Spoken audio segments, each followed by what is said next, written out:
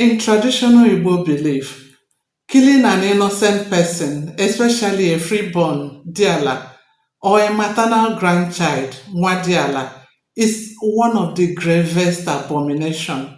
Aru Nsoala is an offense against the head goddess Allah, who represents morality, justice, and the spiritual well-being of the land. The Igbo believe that such bloodshed pollutes the land, and the anger of the head goddess could bring calamity, sickness, famine, or misfortune upon the entire community, not just the perpetrator. Because of this, the traditional justice system require major cleansing rituals known as Ekboaro to purify the land and restore spiritual balance.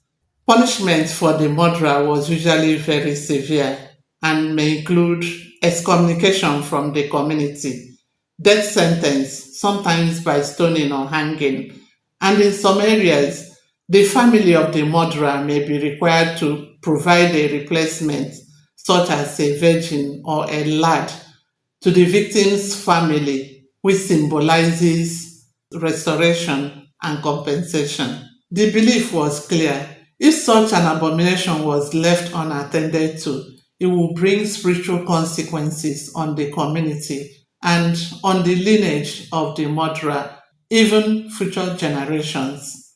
But do you know what?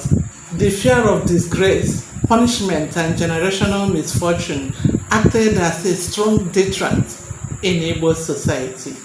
Today, modern laws and Christianity have replaced these traditional practices, but the cultural belief in the sanctity of life and the seriousness of shedding innocent blood still remain very strong in most Igbo communities.